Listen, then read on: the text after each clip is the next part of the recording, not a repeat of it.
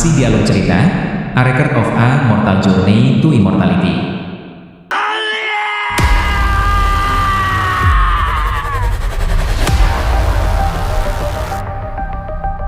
Chapter 787.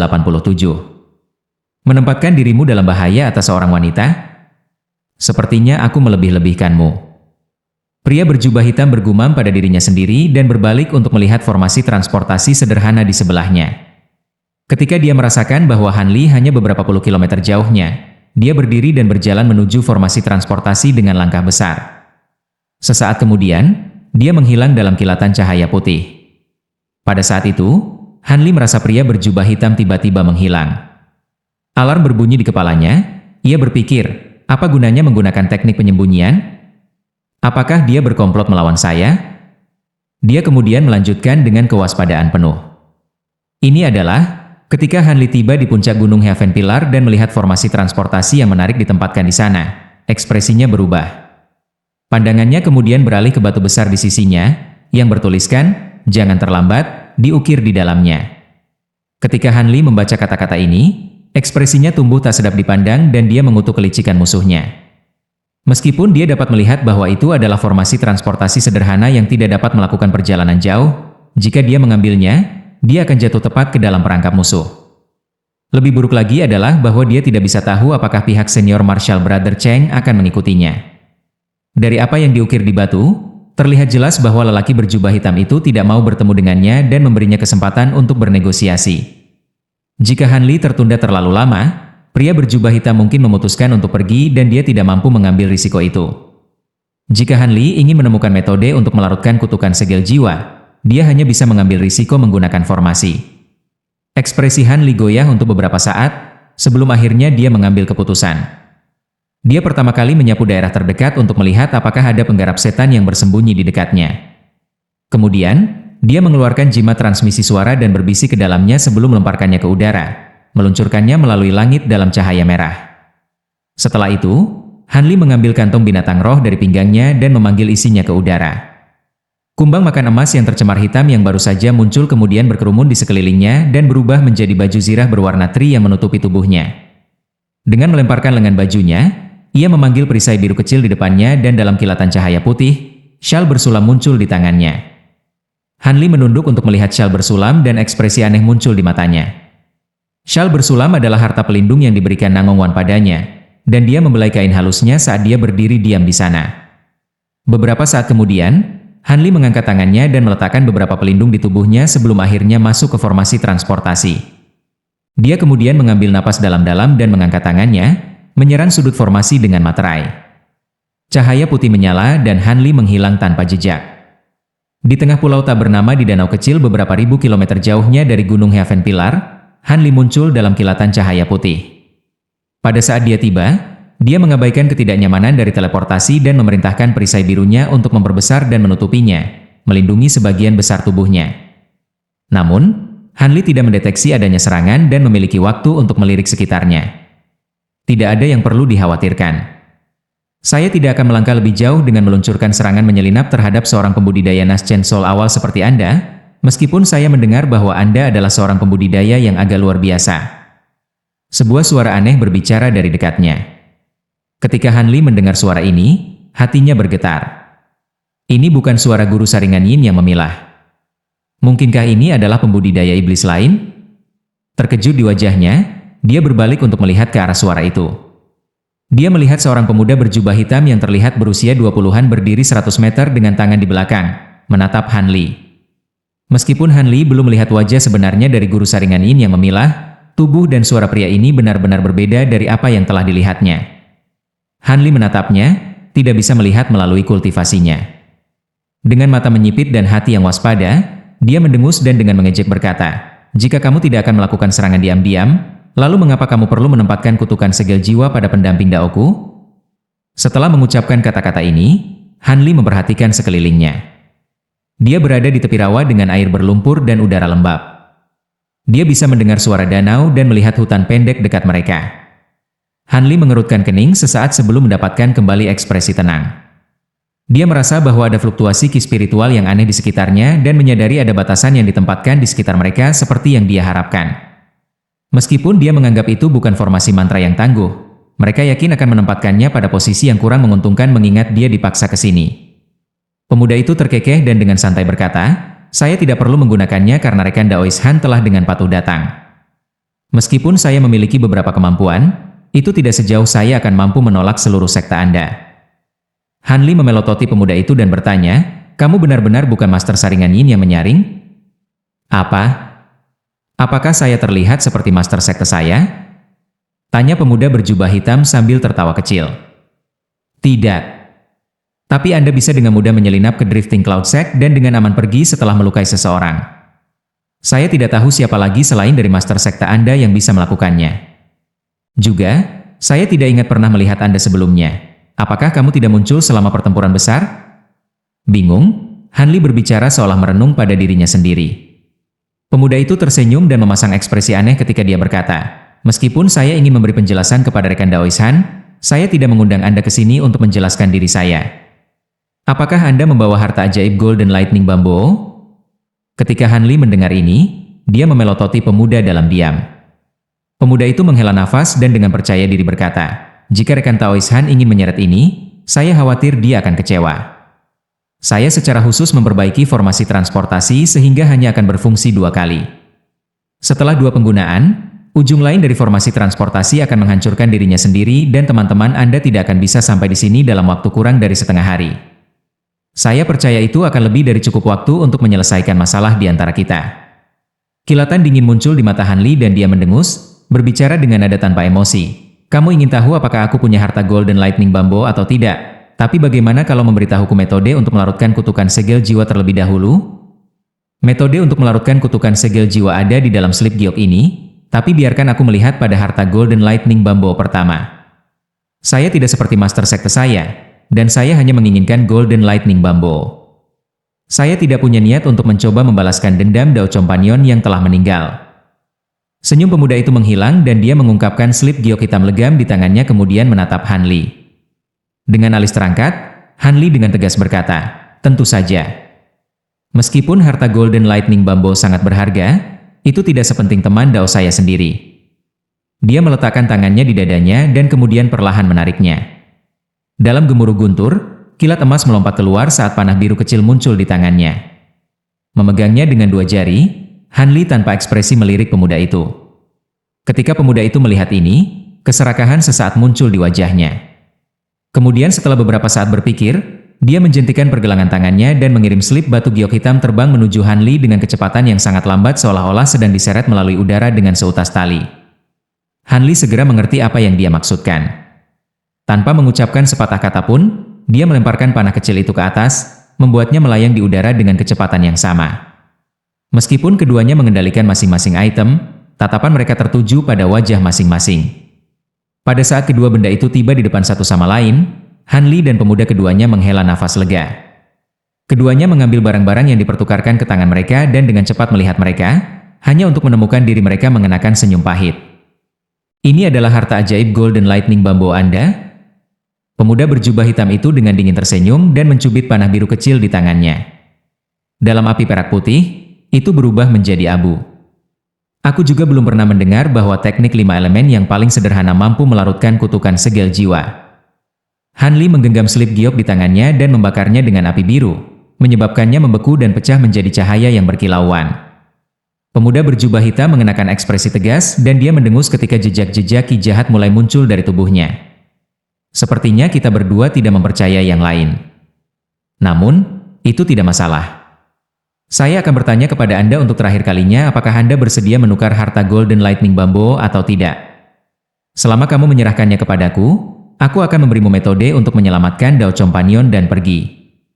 Kalau tidak, aku hanya akan mengambil harta itu setelah membunuhmu. Karena itu bukan harta kuno, Anda harus membawanya dalam tubuh Anda. Dengan menghela nafas ringan, Han Li dengan dingin berkata, ketika hal itu terjadi, rencanaku mirip dengan rencanamu. Karena Anda adalah kastor dari kutukan segel jiwa, metode untuk menghilangkan kutukan itu harus ada dalam pikiran Anda. Begitu aku membunuhmu, aku akan melakukan pencarian jiwa pada jiwa primalmu dan mendapatkan apa yang ingin aku ketahui. Kamu akan melakukan pencarian jiwa pada saya? Anda adalah orang pertama yang berani mengatakan itu kepada saya selama beberapa ratus tahun. Aku akan menghormati keberanianmu dengan membiarkan mayatmu tetap utuh. Pemuda berjubah hitam tersenyum marah sebelum dia mengangkat tangannya dan menembak beberapa segel mantra di sekelilingnya. Kemudian dengan serangkaian hums, 7 pilar cahaya putih menyilaukan meluncur ke udara. Pada saat yang sama, naga banjir perak putih muncul dari masing-masing pilar cahaya, menderu ke langit. Tidak baik. 7 pilar naga. Tuan harus cepat pergi. Sebelum Han Li bisa dengan jelas mengenali pilar, dia mendengar suara ketakutan Silvermon di telinganya.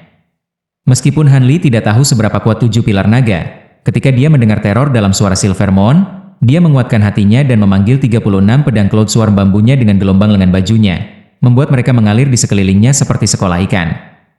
Mengetahui bahwa lawannya adalah pembudidaya setan yang kuat, Han Li tidak memiliki niat untuk perlahan-lahan menyelidiki kemampuannya. Dengan kekuatan penuh dari pedang terbangnya yang baru saja marah, dia berencana untuk menaklukkan lawannya dalam satu pukulan. Saat 36 garis cahaya keemasan berputar di atas kepala Han Li, dia memukul segerombolan pedang dengan beberapa segel mantra.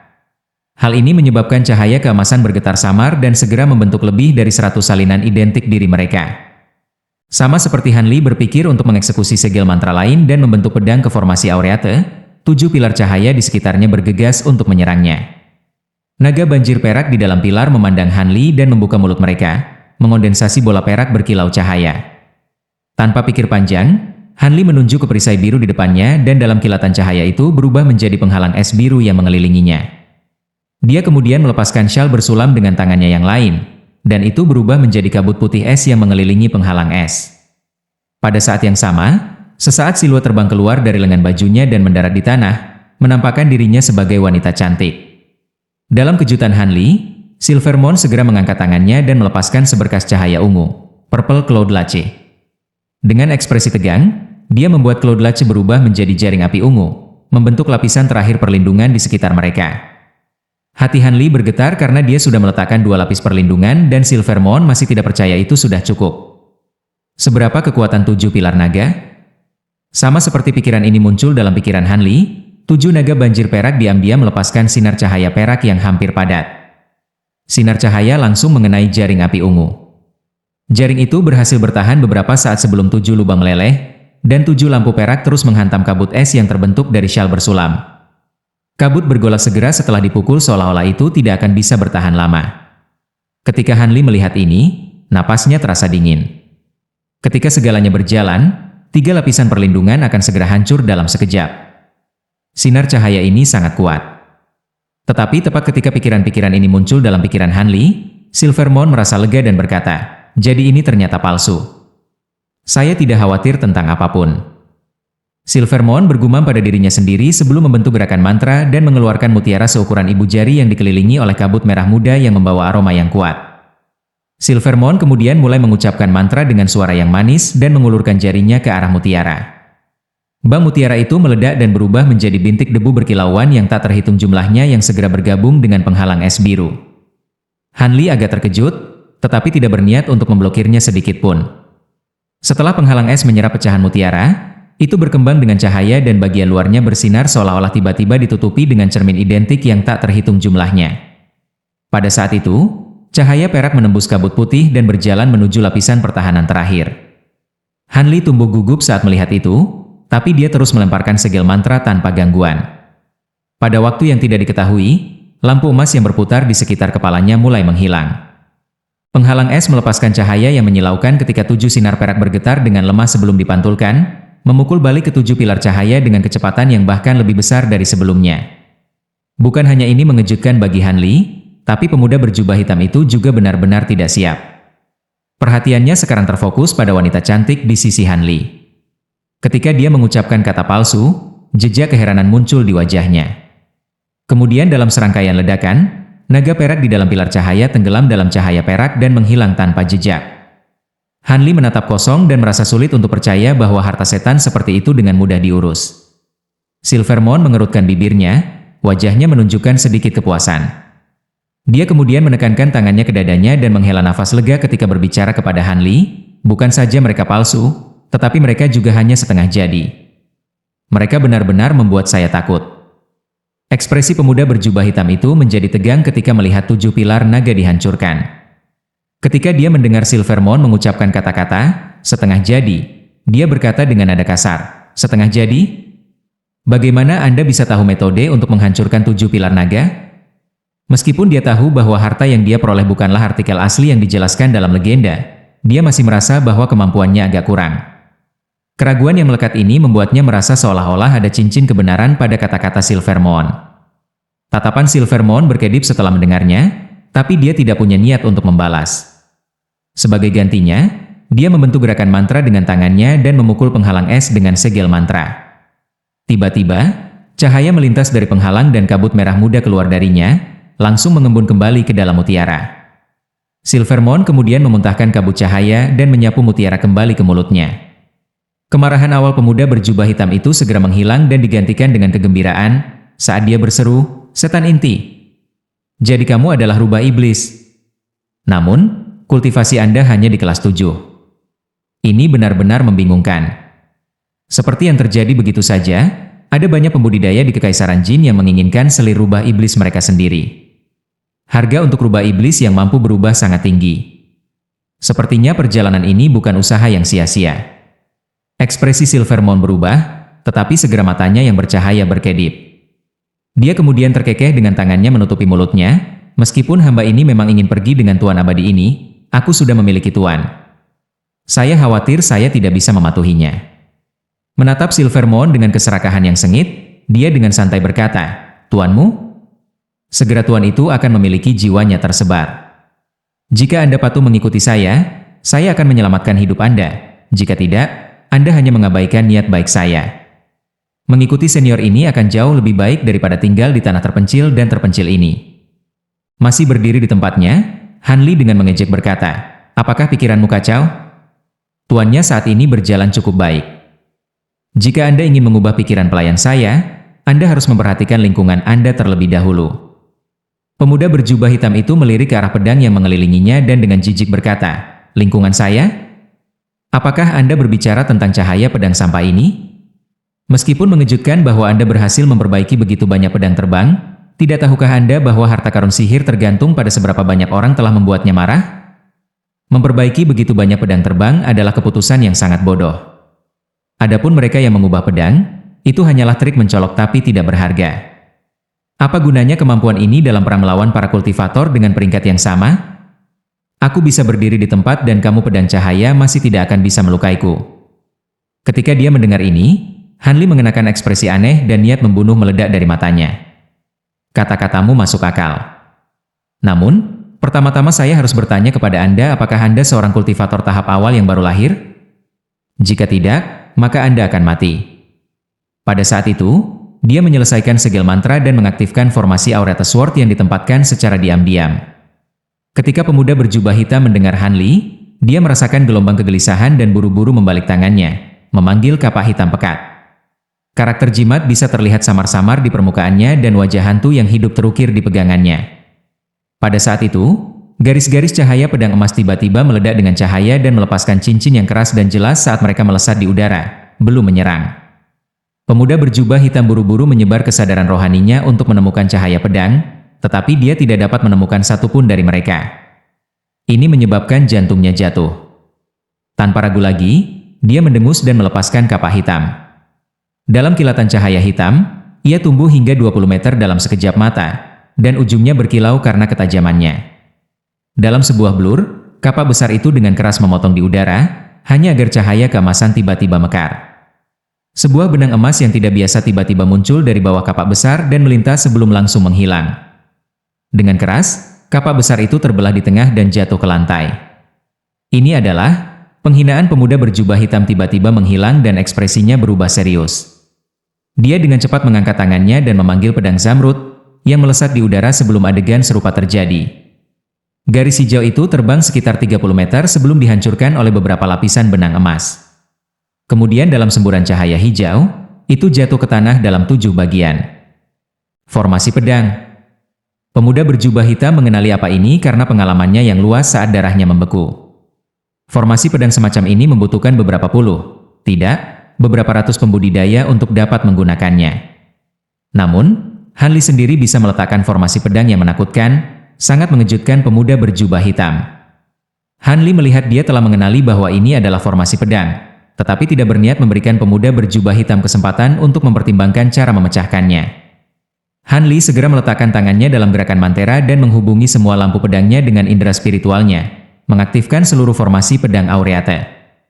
Sebuah pemandangan aneh tiba-tiba berkembang di dekat pemuda berjubah hitam ketika benang emas yang tak terhitung jumlahnya tiba-tiba berkelip di sekitar pemuda itu, sebentar-sebentar masuk dan keluar dari keberadaan. Film ini muncul tanpa pola dan perlahan mendekatinya. Ketika dia melihat ini, ekspresi pemuda itu menjadi pucat dan dia tiba-tiba menepuk kantong penyimpanannya dan mengeluarkan 10 mutiara putih yang diisi dengan urat-urat merah tua. Dia kemudian mulai berputar dan melemparkan mutiara di sekelilingnya. Lanjut di video chapter berikutnya. Terima kasih.